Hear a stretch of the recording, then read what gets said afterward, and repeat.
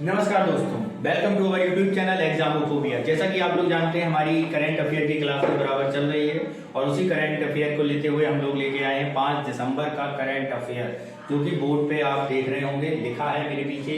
अब हम लोग इसे एक्सप्लेन करके देखते हैं, ठीक है। तो पहला करंट है हमारा एयरक्राफ्ट इंजन। ये एयरक्राफ्ट इंजन क्या है?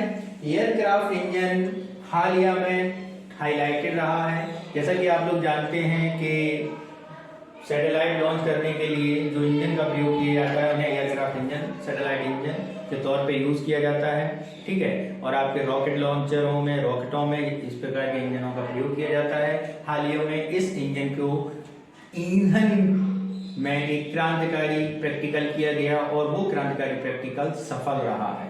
तो यह इसमें क्या है जरा देखते हैं।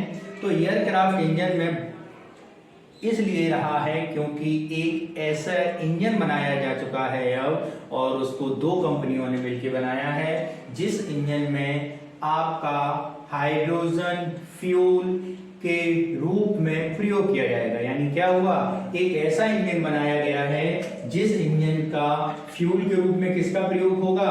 हाइड्रोजन का प्रयोग होगा। किसका प्रयोग होगा बच्चों? हाइड्रोजन का प्रयोग होगा। फ्यूल के रूप में किसका प्रयोग होगा? ईंधन इसमें क्या है? हाइड्रोजन है। अब अगला जो आता है पॉइंट, वो आता है कि इस ईंधन वाले इंजन को या हाइड्रोजन वाले इंजन को किसने बनाया है। तो इसके लिए 2 कंपनी हैं। एक है आपकी रॉयल्स रॉयस। कौन सी है बच्चों? Rolls Royce. एक है आपकी रोल्स रॉयस और दूसरी जो कंपनी है वो आपकी है easy jet. Easy jet company क्या है? Easy jet company. तो इन दोनों ने मिलकर एक ऐसे इंजन को बना लिया है जिसमें फ्यूल के रूप में किसका प्रयोग किया जाएगा? हाइड्रोजन का प्रयोग किया जाएगा। किसका प्रयोग किया जाएगा? हाइड्रोजन का प्रयोग किया जाएगा, ठीक है। एक तो ये बात हुई। दूसरी बात अगर हम करें कि इस इंजन को सफल परीक्षण भी कर दिया गया है। इसको परीक्षण किया गया है स्कॉटलैंड में, ठीक है। और इस अपने परीक्षण के दौरान ये बिल्कुल 100% परफेक्ट साबित हुआ है। अब आप ये समझेंगे कि हाइड्रोजन की कैसे प्रयोग किया है, क्यों प्रयोग किया गया। तो बच्चों क्या है कि हाइड्रोजन एक आपका इको फ्रेंडली ईंधन के रूप में जाना जाता है। किसके रूप में जाना जाता है? इको फ्रेंडली ईंधन के रूप में, ठीक है। पहला पॉइंट। दूसरा पॉइंट, इससे इंजन में किसी प्रकार की कोई भी साउंड नहीं होती है, यानी ये पॉल्यूशन फ्री इंजन होता है। जैसे आप देखते हैं पेट्रोल और डीजल के इंजन हैं, उसमें शोर भी होता है, पॉल्यूशन भी होता है। बैटरी वाले इंजन ले आए, इलेक्ट्रिक वाले इंजन ले आए, उसमें भी साउंड होती है, लेकिन ये जो इंजन है ये साउंड फ्री इंजन होते हैं, ठीक है। तो इस तरह ये क्या है, एक तरह से महत्वपूर्ण इंजन है, ठीक। नेक्स्ट हमारा जो टॉपिक है उस पर चलें। तो नेक्स्ट हमारा टॉपिक है हरिमा शक्ति सैन्य अभ्यास। ये हरिमा शक्ति सैन्य अभ्यास खत्म होने वाला है। ये 28 नवंबर से 12 दिसंबर के बीच मलेशिया और भारत के बीच, किस किस के बीच? भारत और मलेशिया के बीच एक संयुक्त सैन्य अभ्यास है। क्या है? संयुक्त सैन्य अभ्यास, ठीक है। संयुक्त सैन्य अभ्यास है किस किस के बीच? भारत और मलेशिया के बीच। किस किस के बीच? भारत और मलेशिया के बीच। किसके बीच? भारत एवं मलेशिया के बीच एक संयुक्त सैन्य अभ्यास, ठीक है। अब अगला हमारा जो टॉपिक है, जो आप देख रहे होंगे, काफी महत्वपूर्ण टॉपिक है उत्तर प्रदेश के लिए, और वो है आपका क्या? स्वच्छ वायु सर्वेक्षण। क्या है बच्चों? स्वच्छ वायु सर्वेक्षण, ठीक है। जरा इसको देखते हैं। स्वच्छ वायु सर्वेक्षण इसलिए महत्वपूर्ण है क्योंकि हाल ही में भारत सरकार की एक स्वच्छ वायु एयर, क्लीन एयर इंडेक्स जारी किया गया है, और इस क्लीन एयर इंडेक्स में आपके राज्य के एक शहर को नंबर 1 रैंकिंग दी गई है।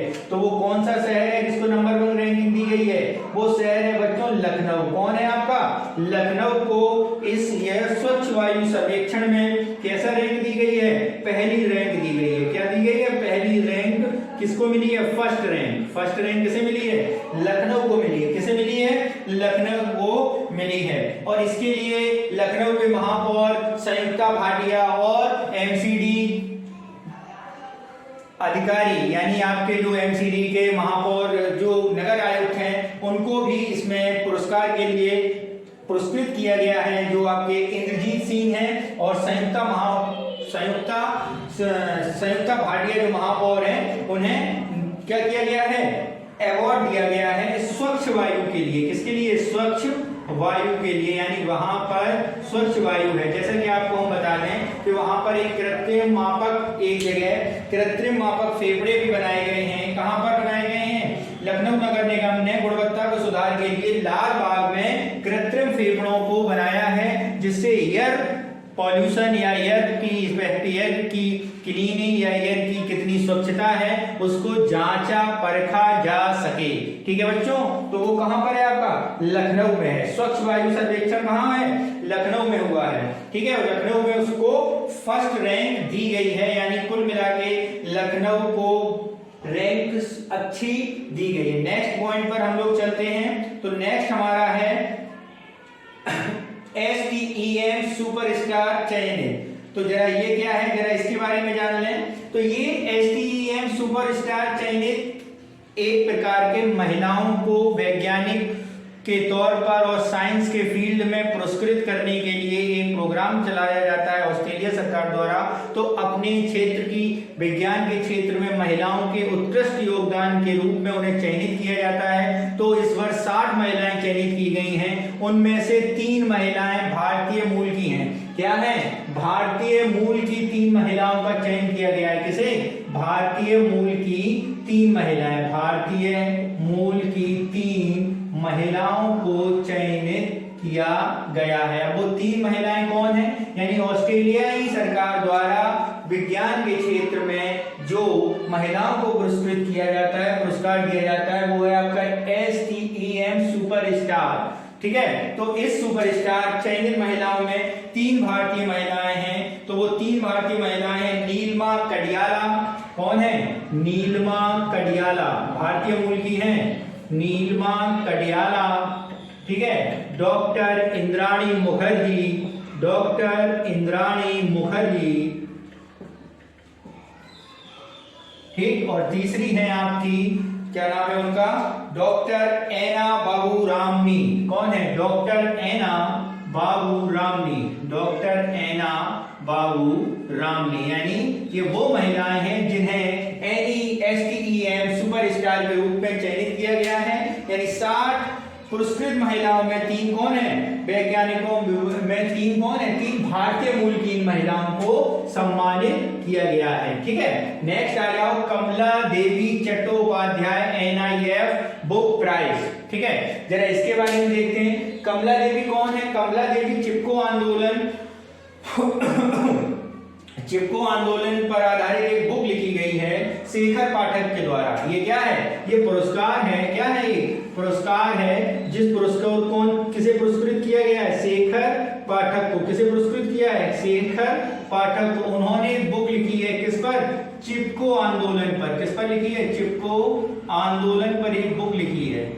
किस पर लिखी है? चिपको आंदोलन पर एक बुक लिखी है। और शेखर पाठक की इस बुक को कौन सा पुरस्कार दिया गया है? कमला देवी चट्टोपाध्याय NIF बुक प्राइज दिया गया है 2022। और ये बुक किस पर आधारित है? चिपको आंदोलन पर आधारित बुक है। किस पर आधारित है? चिपको आंदोलन पर आधारित बुक है। किसकी? शेखर पाठक की। तो इस बुक को पुरस्कृत किया गया है, शेखर पाठक की बुक को। ठीक है, और यह पुरस्कार किसी भी लेखक को आधुनिक या समकालीन भारत में उत्कृष्ट कथाकार के तौर पे दिया जाता है। ठीक है, और ये जो शेखर पाठक हैं ये पर्यावरण कार्यकर्ता भी हैं। ठीक है, पर्यावरणविद भी हैं और इतिहासकार भी हैं। ठीक है, नेक्स्ट हमारा है इरशाद मिर्जा। जरा इसके बारे में जाने, कौन थे इरशाद मिर्जा? तो मिर्जा इंटरनेशनल, ये जो व्यक्ति विशेष हैं, मैं लेके आता हूँ रोज व्यक्ति विशेष। तो इरशाद मिर्जा सुर्खियों में इसलिए रहे क्योंकि इनका हालिया में निधन हो गया है 95 वर्ष की अवस्था में। और मिर्जा फाउंडेशन, किसके? मिर्जा इंटरनेशनल के ये क्या है? फाउंडर है मिर्जा इंटरनेशनल का। तो इनकी मृत्यु कहाँ हुई है? इनकी मृत्यु कानपुर में हुई है। ठीक है, और कल ही इनकी मृत्यु हुई है इरशाद मिर्जा का। मिर्जा इंटरनेशनल के कौन है? ये फाउंडर हैं और सर्वोदय नगर में इनकी मृत्यु हुई है। और ये अपने भारत के पद्म श्री पुरस्कृत व्यक्ति हैं। कौन है? पद्म श्री पुरस्कार पाए हुए व्यक्ति हैं। और इसके साथ साथ इन्हें कई और भी पुरस्कार मिले हैं, ठीक है। और क्या कहते हैं आपके जो फोर्स पत्रिका है, टाइम्स पत्रिका है, इन्हें 100 प्रभावशाली व्यक्तियों में शामिल किया गया था टाइम्स पत्रिका द्वारा, किसे? इरशाद मिर्जा को। नेक्स्ट है आपका राजेश यादव, व्यक्ति विशेष में दूसरे कौन है आपके? राजेश यादव। इनके बारे में जाने, राजेश यादव के बारे में। तो बच्चों राजेश यादव जो हैं वो हालिया में कोच एक टीम गई थी हमारी नौकायन के क्षेत्र में, स्वर्ण पदक जीता है। तो उस नौका टीम के ये कौन थे? कोच थे। और ये कहां के हैं? ये उत्तर प्रदेश के संत कबीर नगर के हैं। कहां के हैं? संत कबीर नगर के हैं, ठीक है। और इनके कोच के नेतृत्व में भारत ने नौकायन में क्या जीता है? स्वर्ण पदक जीता है। क्या जीता है? स्वर्ण पदक जीता है, ठीक है। तो ये व्यक्ति विशेष 2 थे और ये आज का करंट अफेयर था, ठीक है बच्चों। कांटेक्ट में रहिए और हमारे चैनल को बराबर देखते रहिए। जय हिंद।